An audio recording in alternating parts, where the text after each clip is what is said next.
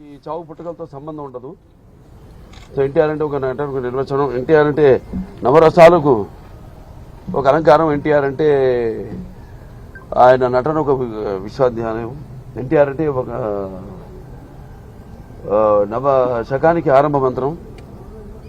ఎన్టీఆర్ అంటే నవజాతికి ఆయన మార్గదర్శకం. ఎన్టీఆర్ అంటే నానా జాతులకు దైవ సమానం. అలాగే ఎన్టీఆర్ అంటే నవ యువతకు ఒక మార్గదర్శకం. అలాగే రక్తాన్ని మరిగేలా చేసే ఒక అగ్నికణం. అలాగే ఎన్టీఆర్ అంటే ఆయన నడిచిన మార్గమే భగవద్గీతలా సాగిన ఒక జీవన విధానం. అందుకే ఆయన నిరంతరం ప్రజల గుండెల్లో శాశ్వతంగా సజీవంగా మిగిలిపోయిన నిత్యాభిమాన భూషణుడయ్యాడు. అలాగే నిండు గుండెల్లో చిరస్థాయిగా నిలిచిపోయే నిత్యామృతాన్ని తాగిన ఒక దేవుడిలా మారాడు.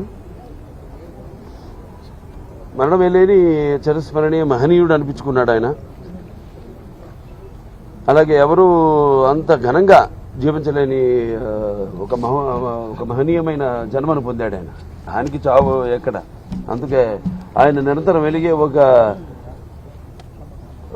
మహనీయ మహత్తమ జీవన విధానం. మరి నటుడిగా అనితర సాధ్యమైన పాత్రలు ఎన్నో పోషించారు ఆయన.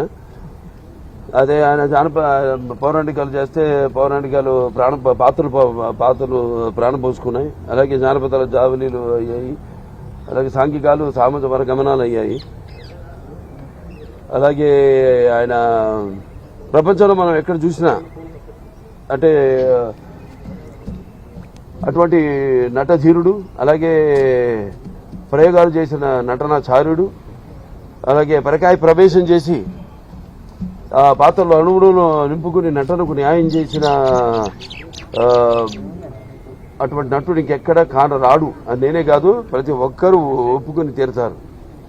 అలాగే ఆయన కేవలం సినిమాలే కాదు, ప్రతి తెలుగు బిడ్డ, ప్రతి తెలుగు మట్టి గడ్డ, నేను తెలుగువాణ్ణి అని సగర్భంగా చెప్పుకునే ఒక దమ్ము, ధైర్యం, ఒక తెగువ, ఆత్మవిశ్వాసానికి పదును పెట్టి సానబెట్టి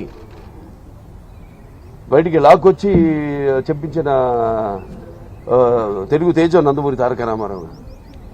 అలాగే తెలుగుదేశం అన్న పార్టీని పెట్టి, అలాగే ప్రతి తెలుగు బిడ్డ బొడ్డు కోయక ముందే రాజకీయాలు ఏంటో తెలిపిన మహానుభావుడు, మహానాయకుడు నందమూరి తారక రామారావు. అంతవరకు మరి ఆయన రాజకీయాలు రాకముందు వరకు చాలా మందికి రాజకీయాల మీద పెద్ద ఆసక్తి ఉండేది కాదు. అలాగే అసలు కొంతమందికి అయితే రాజకీయాలు అంటే ఏంటో తెలియదు. అటువంటిది ఆయన ఒక ప్రజల్లో ఒక అవగాహనను తీసుకొచ్చి ఆయన పొలిటికల్ హీరో కూడా అనిపించుకున్నాడు నందమూరి తారక రామారావు. ఇక ఆయన చేసిన పథకాల విషయానికి వస్తే ఎంతో సాహసోపేతమైనవి, అలాగే అందరికీ సామాన్య ప్రజలకు ఎంతో అనుకూలమైనవి కూడా. తర్వాత ఆయన ప్రవేశపెట్టిన రాజకీయాలు రాకముందు, రాజకీయాలు వచ్చాక ఆయన ప్రవేశపెట్టిన ఈ పథకాలు, అమలు చేసిన పథకాలు ఇప్పటికీ ఎందరో వాటిని ప్రవేశపెట్టి అమలు చేస్తున్నారు. అందుకే ఆయన పేదవాడి ఆఖరి తెలిసిన నాన్న ఆయనే. అలాగే జనం యొక్క భవిష్యత్తు చూపించిన నాన్న ఆయనే.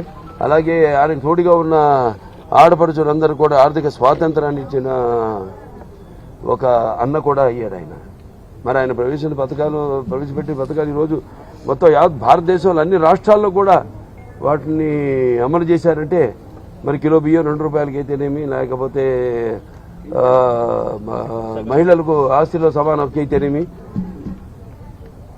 అలాగే రైతులకు 50 రూపాయలకి హార్స్ పవర్ యూనిట్ పవర్ ఇవ్వటం అయితేనేమి, భూమి శిస్తు రద్దు చేయడం అయితేనేమి, అలాగే ఈ యొక్క చేనేత కార్మికులు ఈ యొక్క చేయూతనవడం ఏంటి, చేనేత వస్త్రాలు వాటి ద్వారా, అలాగే పక్కా ఇళ్ల నిర్మాణం అయితేనేమి, కాంక్రీట్ స్లాబులతో ఇళ్ల నిర్మాణం అయితేనేమి,